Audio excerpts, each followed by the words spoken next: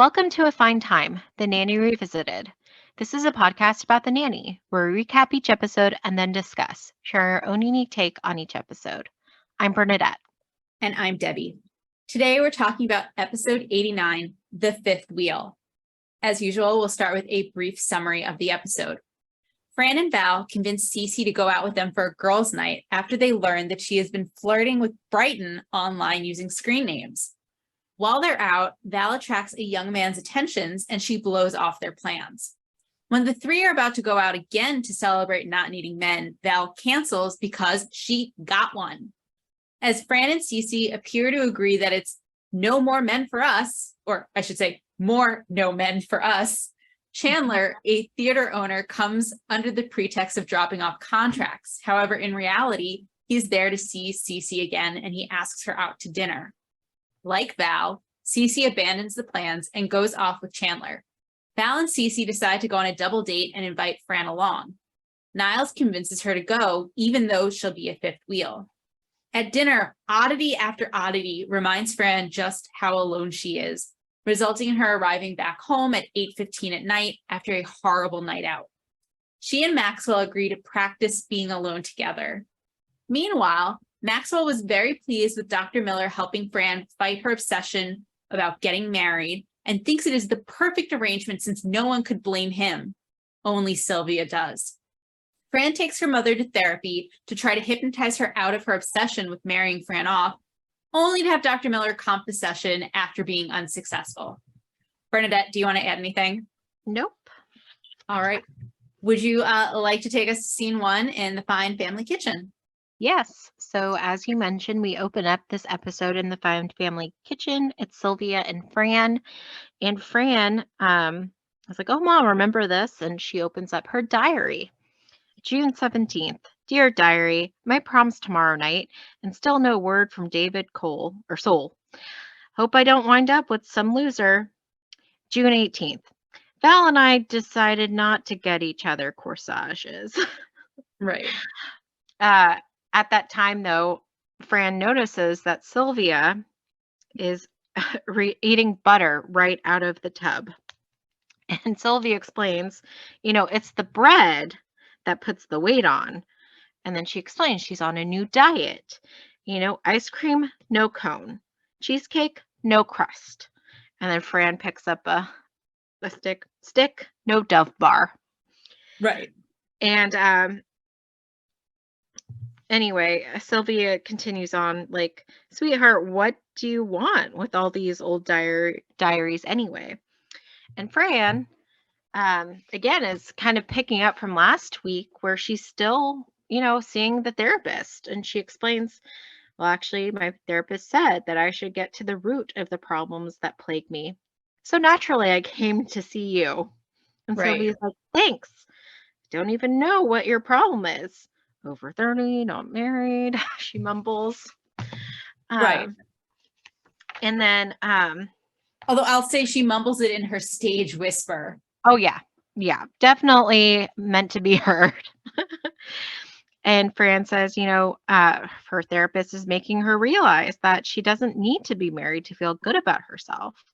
And Sylvia's like, that's nice. Book an appointment on New Year's Eve when you're all alone. Right. And Fran's like, finding a man is your dream. I've been encouraged not to wear makeup, to say my real age. And Sylvia's like, what else does this genius have to say? And Fran's like, I don't know. I blacked out after that. So again, what we learned in this opening scene is that Fran is still seeing the therapist, like I said. And there's this whole thing about, maybe don't obsess about marriage and men. Right. Is there anything you'd like to add to this opening scene? No. Okay, can you take us to the Sheffield living room? I'd love to. So Fran and Niles are in the living room sitting. She's on the couch, he's on the coffee table, and he's holding a tray with a bottle of what looks like aspirin, perhaps, and a glass of water.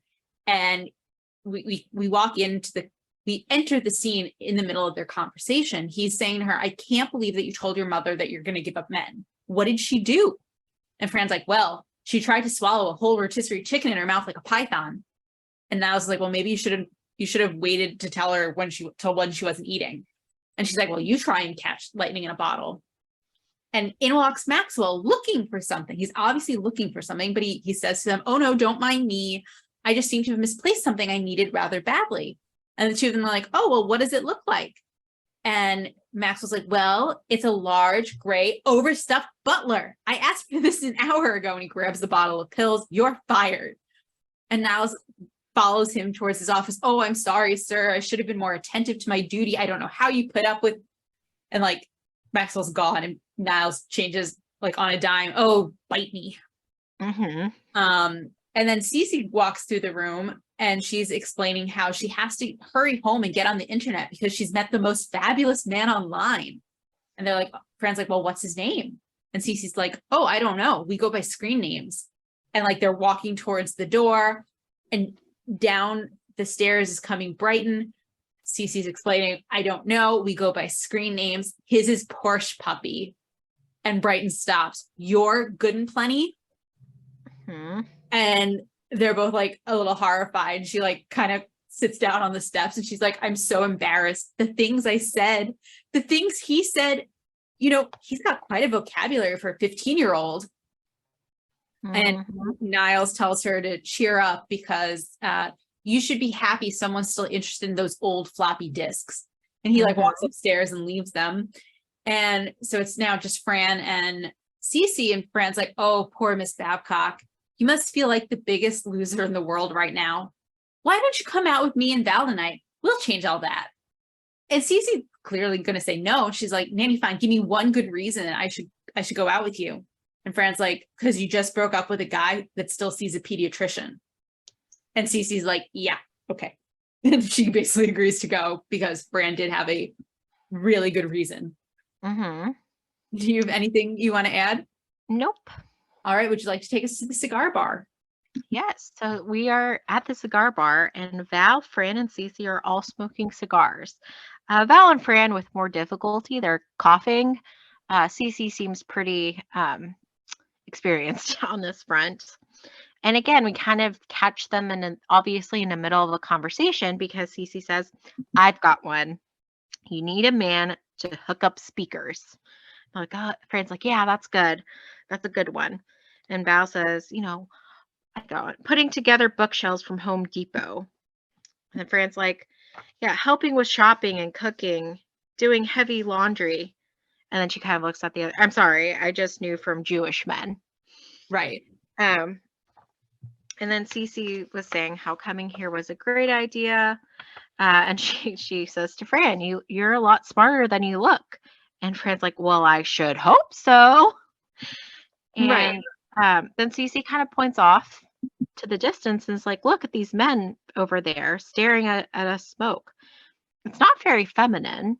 I wonder why it turns them on so much. And then all three of them are like fully smoking, and like, again, the implication is of a sexual nature, right? Something we wouldn't necessarily know as children. Correct. And then one of the men approaches, and Cece kind of is like, cuts in like, oh, this is a girls' night only. But Fran's like, who are you interested in? And the guy says, her, pointing to Val. And Fran's like, it's a girls' night only, bub.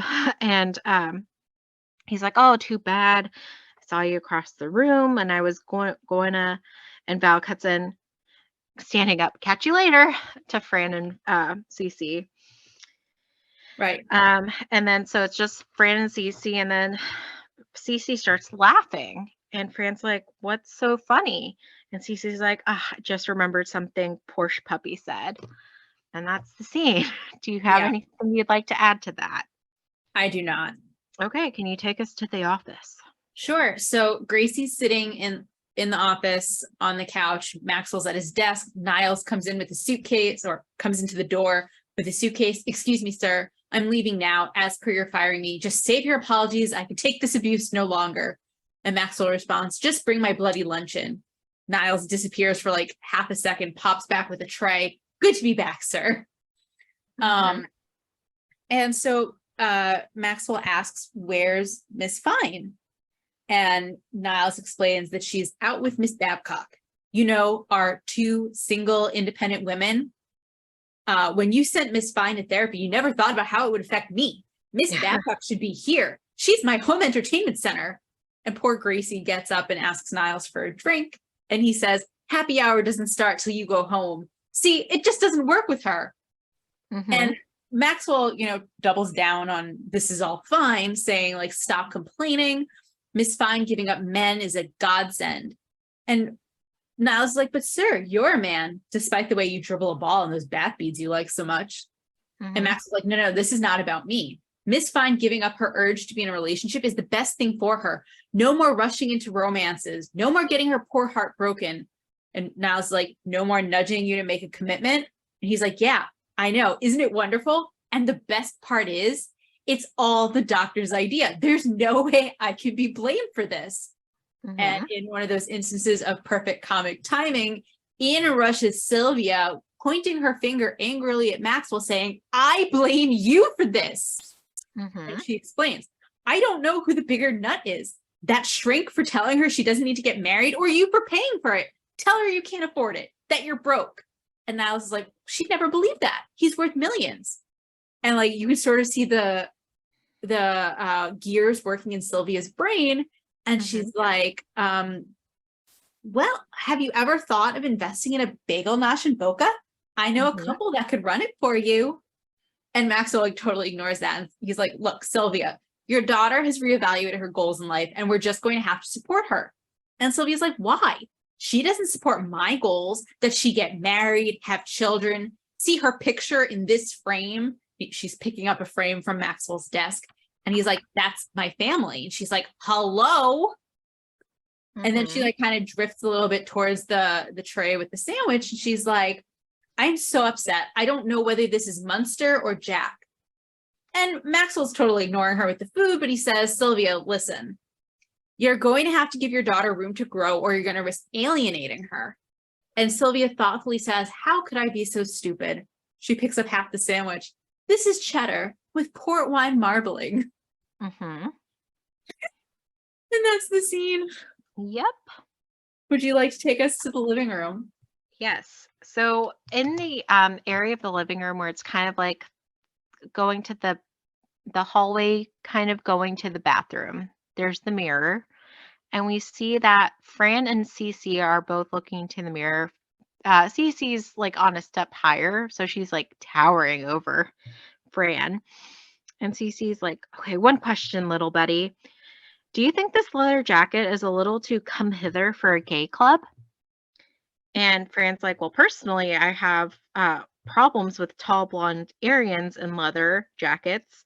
What makes you think the place is a gay club? And Cece's like, why, I heard your mother scream at you for pursuing a sick alternative lifestyle. And Fran's like, oh, she just meant being single. Right. And then did you count this all as one? I did. Okay. Because then we cut quickly to the other hallway that separates the living room from Maxwell's office. And Niles is kind of, again, listening in to the living room. And Maxwell walks up. You know, do you have to know every bloody thing? You're like a fishwife. And then Maggie, of course, makes an appearance then and explains to Maxwell, who's clearly asked her for intel. You know, they're going to a blues bar, all this kind of, like giving him the inside scoop of what the plan is. And then she reminds him, the boots I want are, at Bergdorf's or whatever. And she goes off.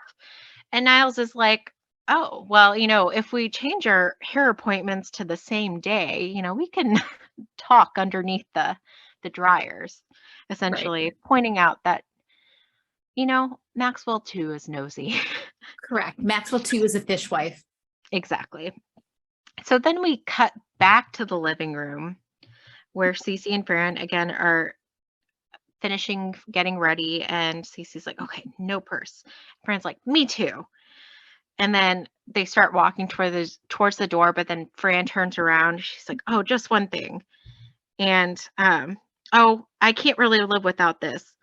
And then she keeps pulling out stuff, and she's just determined she's not ready for this. That is Yeah, leaving the purse behind.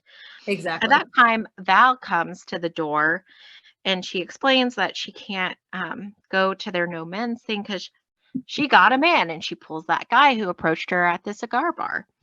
Hmm. So they go off, and of course, then Fran and Cece are kind of commenting on that, but they're getting ready to go out when Chandler appears, and his excuse is that he's going to drop off some contracts, but then he points out he's very quick to give up the cover, right? Because he's like, Yeah. I own 3 Broadway theaters. I don't need to deliver my own contracts. I just wanted to catch one more glimpse of that smooth white skin. And Cece starts saying, "Oh, well, Maxwell's English. You know, they all have that milky." Oh, me? Right. He realizes, yeah. And then Chandler goes on to say, I know this is last minute, but I was wondering if you could join me for dinner. Cece's like, oh, it's 8:30 on a Saturday night. Yes. Right. She's going to go. And then so she leaves with Chandler, and Fran makes the comment to Niles, who is now there. Uh, well, good night and thank you very much, she says after Cece. And then she comments about, she hopes Cece isn't hoping to score tonight. And Naz is like, why? And Fran explains, well, she took my purse, and the only protection in there is a picture of Ma. Right. So yeah. Do you have anything to add to that scene? I do not. Okay, can you take us to the kitchen? Sure. So Fran and Niles are sitting at the kitchen table and they're playing a game. Niles is like, okay, how about this one? You win the lottery, get struck by lightning, and you're invited to the White House by President Perot. To which Fran says, nope, nope. The odds of Val and Miss Babcock both having boyfriends is still higher. And Mhm. Niles sighs. And Fran's like, I suppose we should be happy for them. And they're both like, ugh, but really, who is? Screw them. Um, and Fran explains to Niles that they're going on a double date and they asked me to join them, but I don't want to be a fifth wheel. And Niles is like, oh, if I were you, I would go. And she's like, really? He's like, of course. Remember, when a tire goes out on a car, they need that fifth wheel. And Fran's like, what does that mean? Which I think is what everyone else is wondering. Yep. And he's like, oh, I don't know. I'm depressed about Miss Babcock. I've been in the brandy. And Fran's like, Fran just like accepts that. And she's like, what is wrong with me? I can hold my own without a man. I'm an independent, self-sufficient woman. You know what? I'm going to march myself right down there and order me a lobster. And Niles is like, a lobster? And she's like, yeah, I'll bat my eyes a few times. The boys will pick up the check. And she walks out because she's going to go on this double date with these two new couples. Yeah. Maxwell then comes down the back stairs, and he asks Niles, "Where's Miss Fine?" And Niles responds, "She's stepping out with my baby." And Mhm. Maxwell's like, "Oh, well, I was going to cheer up. I made reservations for the two of us at La Côte Basque." And he's like, "Oh, well, never mind. What are you doing tonight?" And Niles is like, "Oh, nothing, sir. Free as a bird." And Maxwell's like, "Oh, good. Cancel my reservations and make me a taco." Mhm.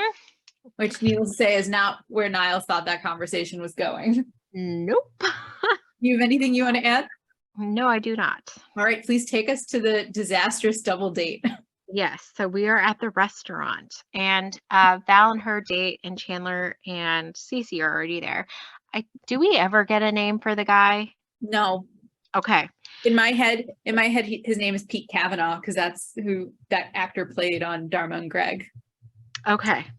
So Pete, we'll just go with that. Yeah. They're there, and they're in like a semicircle booth type thing. Did the And booth look appropriately sized to you, by the way? no, it seems rather on the small end of things. Agreed. Continue. Yes. So Chandler's kind of just saying to them, this is on me. And Val's like, oh, no, no, no. And then she kind of like slaps Pete, say something. And Pete's like, can I order the really big shrimp? That's obviously not what Val had in mind. Correct. Um, and then Cece's like, oh, why don't I choose a wine? Um, and then we hear coming in, hi. And it's Fran, and Cece says, "Not that one. Wine, wine. Get it?" Yeah. And and again, so Fran has arrived. Um, I it's a little ambiguous about why it says that's why. Do you know what leads up to that comment? Oh Um, yeah. So Val asks, says to Cece, I don't know why I've never done this before, Miss oh, Cock. mm-hmm, gotcha. And then they do like salute or Exactly. Yeah. Cece's like, I don't know either. Salute. And oh uh yeah, she salutes. yes, instead of salute. Yeah, and that's why. So then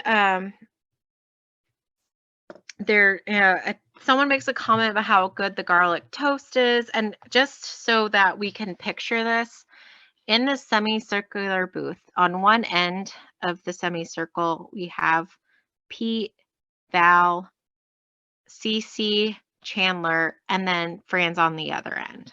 Okay. And then what happens is like there's some okay, you're gonna have to help me out a little bit, Debbie, just because my notes are not as clear because there's something about Chinese Yeah. So Fran, restaurant. so it's sort of like, imagine how awkward being the fifth wheel on a double date with two new couples is, and then Yeah. ratchet it up like 10 times. Yeah. Just how this plays out. So Fran makes the comment about, oh, the next time we all go out together, out to eat together, we should try the Chinese place next door. That's the real McCoy, full of Jews. Yes. Full of Jews. And then we get to uh the cheese is a little clumpy. And Yeah. so what So happened? Yeah. Go go ahead. ahead. Oh, if you know, go ahead. Otherwise, I'll help. Well, essentially, who is it? It's does it come from the middle? I can't No, recall. no. Okay. So Fran is still on the end, Yes. but like Val and Pete and Cece and Chandler are doing like coupley things. Like Hmm. I think Pete and Val are making eyes at each other, and I think he touches her face, while Cece and Chandler have linked arms and are drinking champagne. Hmm. Um, and Fran is feeling understandably a little bit left out, so she takes the Parmesan cheese container and bangs it on the table to like draw them back, like Yeah. to having dinner as a group. And then Yeah. she makes that comment like, oh, the cheese is just a little clumpy. And Hmm. so then Chandler says, well, maybe we should order our entrees. Hmm. And Fran's like, oh, that's a good idea. And then stop me whenever you want me to hand Well, you because the. like, what prompts the action that happens to Fran? Yeah, Maybe so in a minute. Val comments, oh, someone must be sitting on my menu. Oh, yes. And so Yeah. everyone starts looking for the menu, but because And the booth is so tiny, what happens? Fran falls out onto the ground. Yeah, she gets like pushed, but like Yes. not like actively. It's just like they move and she gets knocked off. Yes. And so of course everybody's like, kind of fussing over her. And then they decide that they're going to rearrange the seating order. Right. So we still have it that Pete and Val are there, but now Fran's in the middle, and then it's Cece and Chandler. So Right. she's like stuck. She is the monkey Yeah. in the middle. Yes. And and again they're still talking about there's a mention about calamari. Is that relevant? I don't remember. Yeah, so I wrote Fran, down so calamari. before Fran gets seated in the center, this poor woman just fell out of a booth, which Hmm. clearly got the attention of people off camera. And so Fran says to them, says to anyone who's listening, I'm fine, I'm fine. And she says to people we don't see, go back to your calamari, nothing to see here. Yes. And then so they rearrange. And then, how embarrassing, but um Please, that's not, let's put it this way, that's not the most embarrassing thing that happens to her tonight. no, because again, she is now stuck in the middle. And So Basically, she's reading yeah. a menu. I think she's actually reading it with Val, but Fran is Mhm. reading out loud. And what does she observe about the food? This is like again, So she yeah. observes that dinner for two, Chateaubriand for Oh, two, yes. for Mhm. two. And she's like, what is this, a restaurant or an arc? Yes, that is the comment. And again, someone then like again, the two couples are kind of absorbed with each other, doing a couple of things, and there's like someone waving or coming over to Fran, and she's, oh, here we go, Yeah. So and it's a man.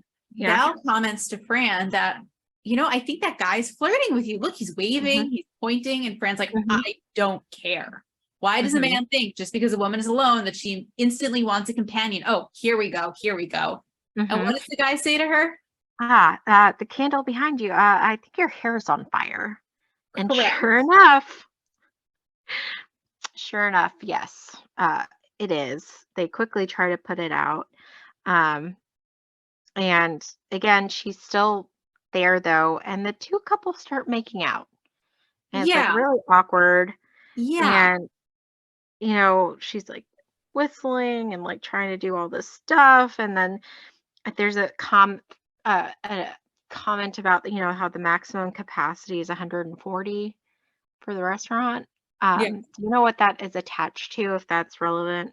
Yeah. So because these two couples are on either side of her, like totally making out, engaged in frankly over the top public displays of affection, she's Hmm. trying to entertain herself. And so she's And like, looking around. Yeah. yeah. And And then then eventually, miraculously, because we never see them actually order, but suddenly there is a plate of spaghetti well, with did you meatballs. notice that there was spaghetti on the table when she got there? Oh, okay, interesting. Yeah, it's Which I like thought was weird. there. I And thought so was she, weird. yeah, so she slowly like slinks down in her seat as again the two couples are making out on either side of her, and she ends up using only her mouth to eat some of the spaghetti. Now there's then like a little tag on scene. Um, did you count that as part of that? I can count it however you want to count it.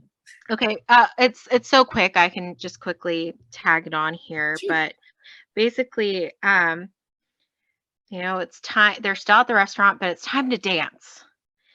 So, the music starts, and it's one that you could just. It's more It's upbeat. upbeat. Yeah. And she's like, oh, okay, I can dance. I can dance by myself. And so she's kind of dancing. And then the music switches to a Yup. slow song. And then so she ends up like awkwardly. I don't know if she's just kind of drawn or like, I don't know how intentional this is, but she kind of sidles up to an older woman who's dancing with like her husband, and they kind of like notice her, give a look, and she's like, "Oh, sorry." But then they make the comment that they're staying at the airport Hilton, as if offering her to join them, Correct. which again would not have caught that as a child. So Correct. suffice it to say, it doesn't look like Fran's having a great time at the restaurant. Uh, No. is there anything you'd like to add to the restaurant scenes? So after she's shall we say propositioned by the older couple, Mm-hmm. um she like kind of smiles awkwardly, points at them, like makes little guns out of her hand and points at them, and then like goes back to the table, grabs her purse, and it looks like she's trying to make a getaway, Mm-hmm. Yeah. Yep. which So understandably. yeah, yeah. So would you like to take us to the kitchen? Sure. So we're in the kitchen, and Niles, Maxwell, and Brighton are sitting, around the table, and they appear to be playing cards. I use the term appear to be, as we'll explain shortly.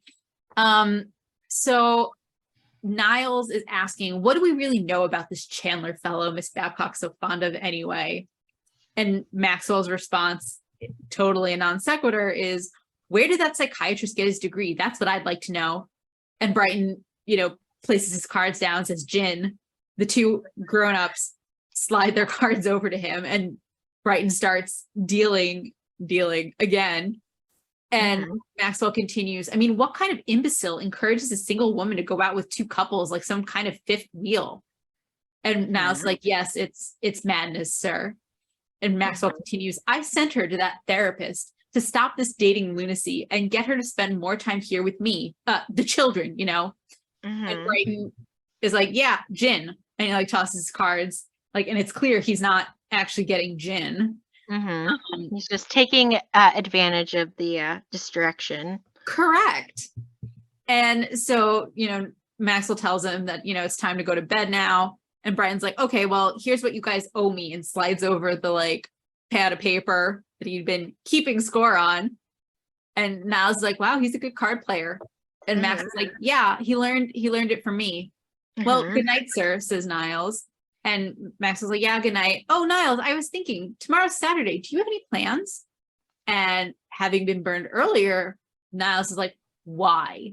You want me to move the piano upstairs, snake the drains in all the bathrooms? And Max was like, well, actually, I was going to ask you to join me at the club for brunch, but if you're going to have that attitude, you can just stay home and heat yourself a bloody pita pocket. So needless to say, Niles got burned there. And so Fran comes in through the side door, and she's like, she sees Maxwell sitting there, so she immediately turns back out and shouts, oh, bye. Yeah, no, I can't tomorrow. I'll go home, you zanies. Oh, those four. She closes the door. Just party. But, you know, I got to get up in the morning. And so Maxwell's like, did you have a good time? And she's like, need you ask? Does this look like the face of a person that had a bad time? She puts on this big grin. I had a fabulous time. Why do you think I've been out half the night? And he's like, well, Miss Fine, it's only 8:15. And she's like, oh, I had a horrible time. And she like moves to like sit on his chair with him.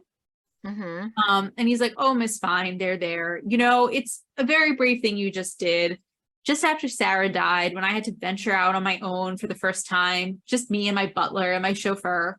And she looks at him and he's like, well, the point is, Miss Fine, the point is that independence takes time. I'll tell you what, just for now, why don't we practice being on our own together? And she's like, on our own together? That could work. And she's like, what? And she sees that he has cards in front of him. She's like, well, what are you playing? He's like, oh, solitaire. She's like, can I play too? He's like, well, actually, it's a game for one person. And she just looks so sad and dejected. He's like, oh, all right, go on, have a go. And so she studies the cards, you know, laid out. And she's like, well, here's your whole problem, mister. You got a king over here by himself, and you got a queen over there all alone like a dog. Put your queen on top of your king and watch what happens. And so the queen is moved on top of the king, as you would to play solitaire. And he starts making these comments about, oh, now we're getting some action. You know, all right, yeah. And finally he's like, and I'm done. See how fast I finished? He's like, and you wonder why you're playing solitaire. Again, one of those jokes we wouldn't understand as children. Yep. Do you have anything you want to add, or nope? Would you like to take us to Dr. Miller's office? Yes. So we're back at Dr. Miller's office, and Sylvia has obviously been put, been hypnotized she's under sleep. Fran's sitting next to Dr. Miller, though. Dr. Miller is telling Sylvia, okay, you know, when I snap my fingers, you know, you're going to essentially, you know, she's not going to fix up. She's going to get over her obsession with fixing up Fran, and you're going to have a burning desire to move to Boca. And, you know, so he snaps, Sylvia wakes up, and then she's like, oh, yeah, you'll get married in Boca. And so Dr. Miller's like, all right, this session's on me, because clearly it did not work. Do you have anything to add to that? I do not. Okay, that's the episode. Correct. Just a quick aside before we jump into our shticks. Sure. Did you find it kind of funny that like Maxwell sends Brighton to bed, but we later learn it's only 8:15? Yes. Yes. And he's 15. Exactly. That they established in this episode. I was like, that's way too early for a 15-year-old to go to bed. On the weekend. Like, yeah. So Anyway, I would also ask you, would you ever join a double date? No, Yeah. no. You? Not like for a double date with a new couple or anything. Now, I will say I've probably inadvertently um gone out to eat with like two couples, like cuz some of my friends from college, um sometimes we'd go and I would be like the odd one out, but I was with them, but we're all like friends, so it's like a bit different, I would say. Yeah, Um this is but also an awkward situation because as you may remember, last week we had that episode where, Cece's trying to shake Val. And Val's like, mhm. I understand you don't like me, but I want to understand why. Why, Miss Babcock? Mhm. And Yeah. then this week, now they're going on a double date together? Really? Yeah. Yeah, doesn't make much sense. Exactly. So yeah, um, yeah, so like for like people who are just getting to know, like where it's clearly these are dates, not like a group meal, hangout thing where it just Right. so happens that they're couples and you're the odd one out. But yeah, I don't know. I think Niles just wanted Fran to keep an eye on Cece. I mean, that's probably part of his thinking. I mean, but his thinking was clearly addled since he had been in the brandy. Yeah. Yeah. But I was again, it was a very interesting development in terms of how Niles took all of this throughout Sure. the episode. But yeah. Was there anything you kind of wanted to discuss before we jumped into our sticks? I guess it strikes me, and I'm wondering if it struck you the same way, how just utterly ridiculous the double date itself was. Not just like the people, but like everything that happened to Fran. Yeah. Like, Like, yeah. it seemed totally Shoved out, hair on fire. Like, right. yeah. Like it felt totally unrealistic that each of those things would happen on this one date, Mm-hmm. or all of Yeah. those happen on this one date. That's all I Yeah. wanted to say. Mm-hmm. Yeah. So, shall we jump into favorite fashion? Yes. Is there any fashion you particularly liked or disliked? I'm trying to recall. Can you remind me what Fran was wearing at that awkward date? Yes, and that's actually one of the two dresses of hers that I really, really liked. So on the date, she's wearing a black dress that has white trim on the top. And then, so again, it's a black dress. And then on the front, it has a number of different colored hearts, like red and blue, and I think green, like down the front, like large hearts down the front. Mhm. I really like that dress. Is that the one you were thinking of? I was trying to remember because I might be mixing it up with a different episode. Was there ever an outfit this episode where there were like words or something on her outfit? Because I might just be Um, mixing it up. I don't think so. Okay. He did have I don't think they were words. So when she and Cece were gonna go out, when Val and then Cece bailed on her, she mhm. was wearing like a red skirt, I think, and then a jacket that had like black trim and then some sort of black like insignias or patterns over like red red vertical and white stripes. Mhm. That's not it either. I take it. I don't think so. I'm gonna you while you talk about any other episodes or outfits, I might try to see if I can look it up quickly just Okay. to see. I want to mention the other dress of Fran's that I really liked in this episode, is what she's wearing when Niles convinces her to go on the double date. She's wearing like, again, I think it's a black base dress, but this one has a lot less black visible because of these neon circle, like large neon dots. And she had like a matching like neon headband. I really like that look, and I would totally wear that. I also like honorable mention for what Fran wore when she, Val, and Cece went to the cigar bar. She was wearing a neon green pantsuit with a black shirt. So honorable mention there. The other fashion that I thought worth noting, which I thought was kind of interesting, is when Fran is on this disastrous double date with these two new couples, Val and Cece are dressed as if, and Fran, they're all dressed as if they're like, it's a different season. Like Fran's dress is her usual like tank top, short skirt, like short dress. Cece's wearing a more sophisticated long black dress with, you know, spaghetti straps, and she has like a thick necklace and her hair's up. She looks, again, very sophisticated. Val has on long sleeves with sparkles, like a navy with like a regular collar, not like, it's not like a scoop neck, but like she's wearing long sleeves. And of course the two men are in suits. So it's kind of hard to pinpoint what season this is, except for the fact that Fran is wearing like a long sleeve jacket when she gets there, which also the jacket deserves an honorable mention because it's a lovely navy blue with, I think, some sequins. So there was just a lot of great fashion in this episode. Okay. Can we move on to notable New Yorkers?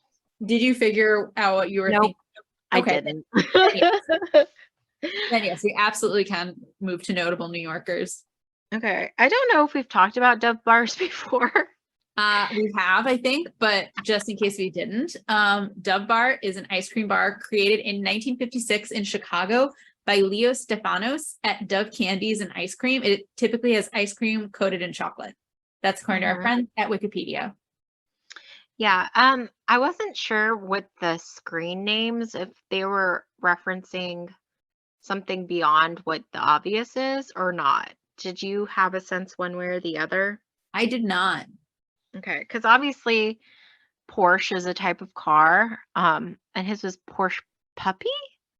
Yeah, which to me indicated that he was like young, exactly, which makes sense because his dad drives his dad owns a Porsche. Yeah, and then she was Good and Plenty. That's type of candy. So yeah. Did you catch who the actor is who we dubbed Pete? Because you recognized him, obviously. I did.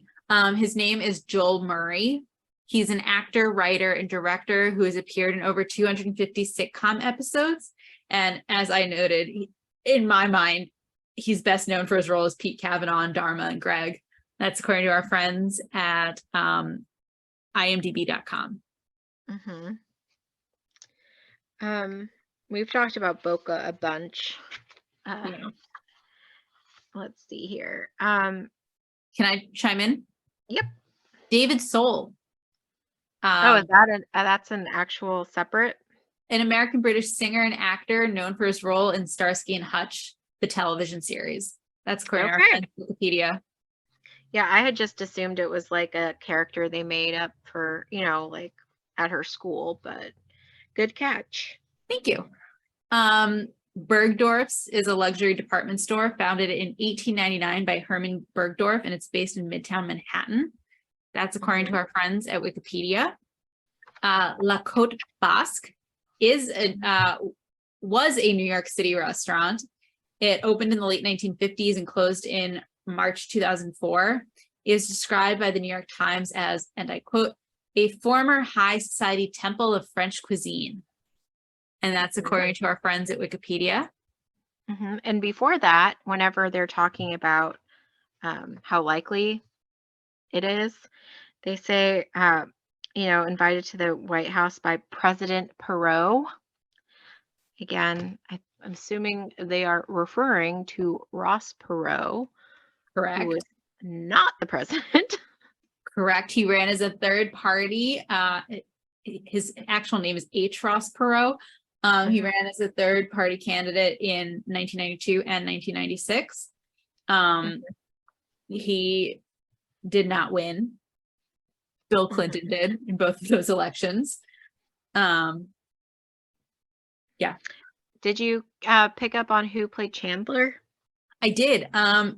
Gordon Thompson. So he is an actor who has appeared on stage, in film, and on television. He is best known for his role as Adam Carrington on Dynasty.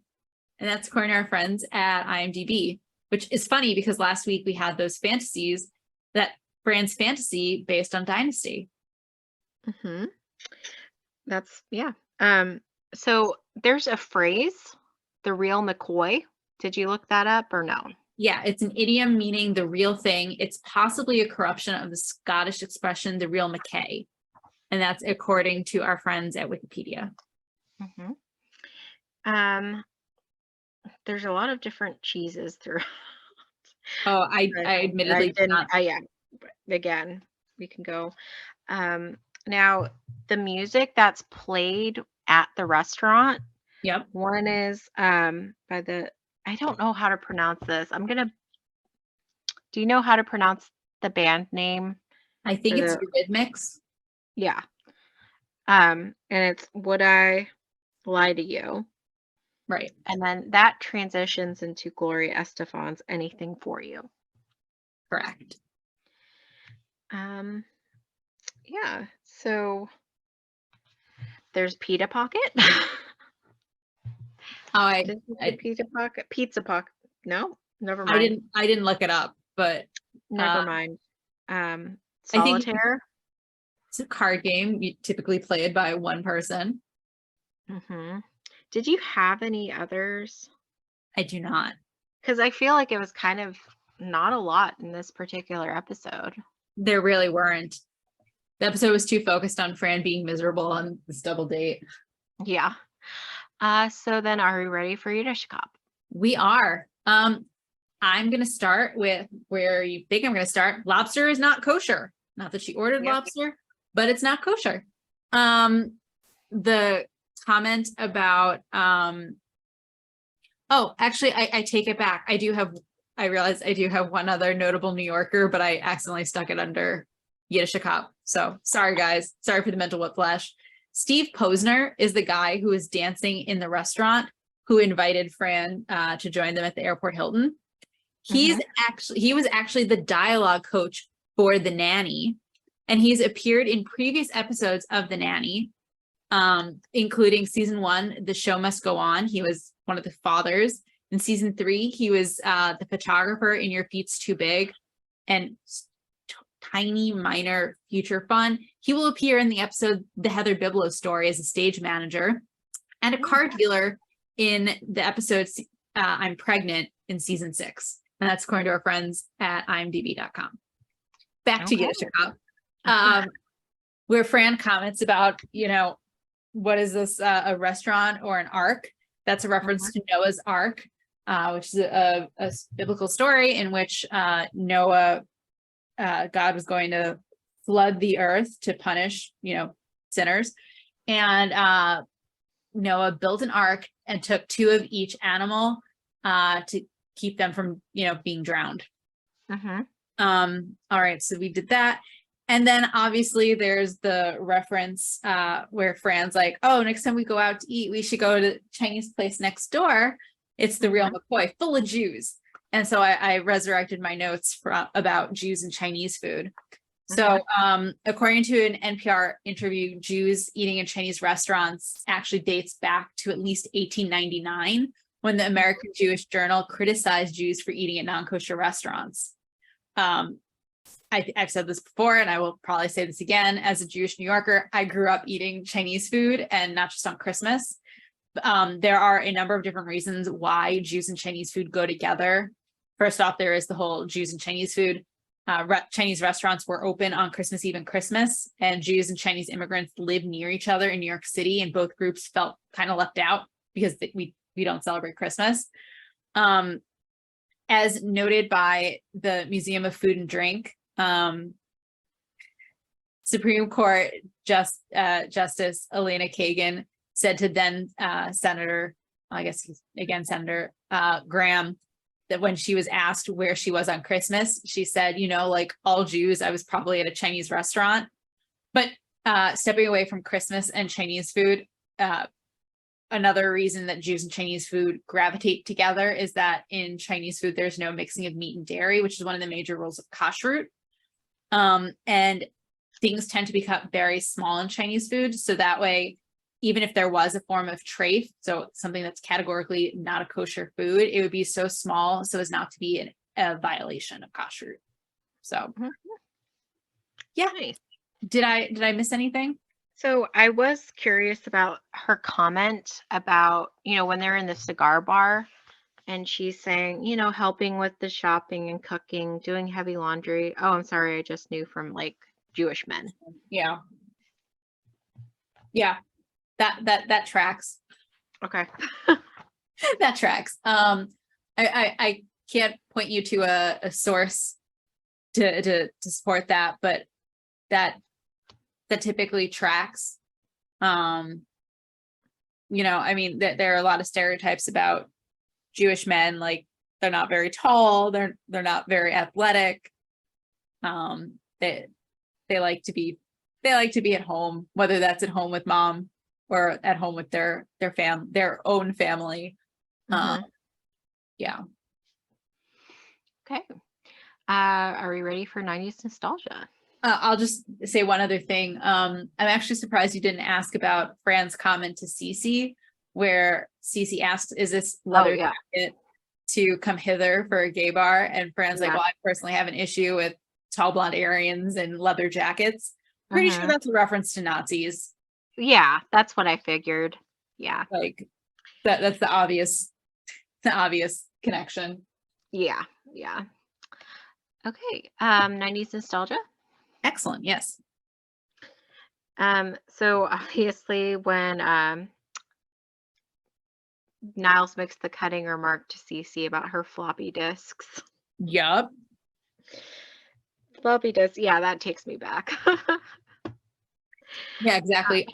For our Gen Z listeners who do not know what floppy disks are, think of a CD-ROM, but square. And they have a little door that you like can move back and forth, and they have way less memory. And that they came in 3.5 inch or 5.5 inch. Yep. How about you for nostalgia? Old cars. Lots of old cars. Yeah. I was going to say too, like, so the whole thing about Cece and Brighton meeting online through screen names, I would think nowadays Cece would use like an online dating service or app, where there's a bit more scrutiny. Like obviously people can still catfish each other, right? But I would imagine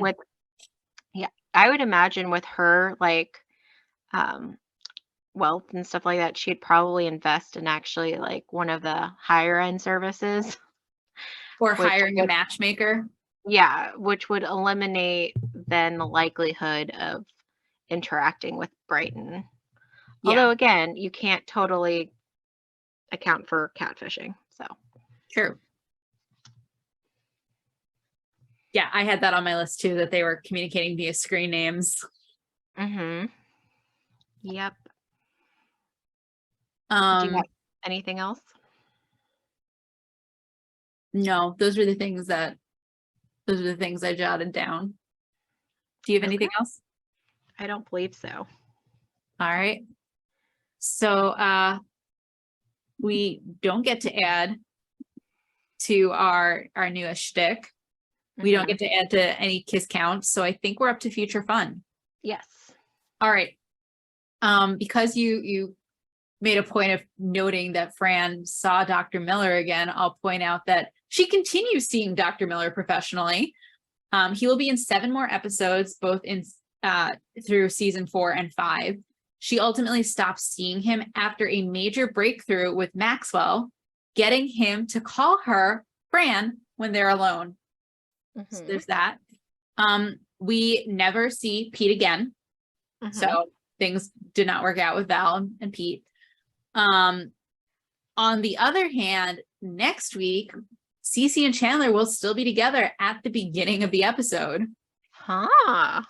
But they don't make it to the end of the episode because he breaks up with her via letter, returning the key to her apartment, saying that she smothered him. You might ask, how did she smother him? Well, you asked. So, or I propose that you are asking, so I will continue. She brought him a hot latte every day at 6:30 in the morning. She called him 40 times a day to make sure he was eating well. And she waited on him hand and foot. Wow. He considered that smothering. She considered that loving. Oh, well. So just two more. It's sort of jarring, and Niles kind of flagged this in this episode, that, you know, our two single independent women are, you know, going out together. Fran and Cece do team up again in the episode The Ex Niles, and they basically agree to a bet. They have, I believe it's Dr. Joyce Brothers, come into the Sheffield home to observe them interacting like in the household and with Maxwell to determine who would be the better bride for Maxwell. And they agree that if Maxwell finds out what they're doing, they'll blame Val. But this was Val's idea. Poor Val. Poor Val, who is not involved. How did they get Dr. Joyce Brothers involved? I believe it was Dr. Joyce Brothers. But anyway, they got this poor psychologist involved, but because she had written a play, and they promised to get her screenplay, her script into Maxwell if she let them out. So everyone is a victim here. And then finally, in just a few weeks, Fran is going to be sequestered as a juror, with Cece, by the way. That does not go very well. And so while Fran is sequestered, Sylvia steps in as the temporary nanny. And so she moves in with the Sheffields. And during that time, everyone in the household has a bit of trouble eating because she sniffs them out. So there's this really great scene where Niles rushes into the office and slams the door. And Max was like, Sylvia's been calling for you for 10 minutes. Like, why haven't you helped her? And Niles is like, she was calling from the tub. Then he like comes and he like, he pulls things out of his different pockets. It's like a roll and, you know, meat and mustard. And Maxwell just looks at him like, what are you doing? And Niles explains, as soon as the ingredients are combined, she can smell them. And he like grabs his like letter opener to spread the mustard. And he's like, here, don't even bother to chew it, just swallow it whole. And of course, before Niles can even hand the sandwich to Maxwell, in comes Sylvia to confiscate the sandwich. And Maxwell's like, I really wanted that. So it's just funny because here Sylvia's looking at Maxwell's sandwich and is like, I don't know if this is cheddar or Munster. Like, she couldn't figure it out there, but later she'll have no problems figuring out what the sandwich is, where it is, etc. We've got some fun ahead in our future. Nice. All right, so go ahead. Sorry. So now it's time to rate the episode. Yes, ma'am. And you get to go first. Deep sigh. I hate it when it's my turn. So obviously you can tell from the tone of my voice, I very much enjoyed discussing this episode, and I generally really enjoyed it. It's funny, it's entertaining, but it's also a bit far-fetched, right? The date is just kind of all over the place. But it is really funny, and it is amusing to see, you know, Fran try to put herself out there. Do I like this as much as, for example, last week? No. Do I dislike this episode? No. I'm going to give it a 4.75. I'm taking off 0.25 for the ridiculousness of the date. How about you, Bernadette? Okay. So, yeah, kind of like a little bit mixed, just because, like you said, but kind of the premise of this episode's a bit off a bit. Mhm. But it is fun to see Niles like at a loss without Cece. Yeah. And saying our independent or single women. I'll give it a 4.25 because everything is made up and the points don't matter. So Correct. Very true. yeah, Very true. because I could have done without the Brighton Cece thing as Fair. well. Although counterpoint, how would Fran have gotten Cece to go out with them if something horrible hadn't just happened? That's true. But then it's weird that like then she starts laughing at the cigar That is true. bar about You're it. correct. That is weird. Because like Yeah. the whole experience should have been totally destroyed for her when she found out it was Brighton. Exactly. So, but yeah. Anything else you want to discuss before we sign off for this week? I don't think so. How about you? I do not. All right. Well, that's all we have for you today. We hope you had a fine time with us as we revisited The Nanny. Join us next week when we'll be discussing episode 90, The Nose Knows. If you'd like to reach us on social media, you can find us on Twitter at Nanny Revisited. You can also send us email at afinetimenannyrevisited@gmail.com. Have a great week.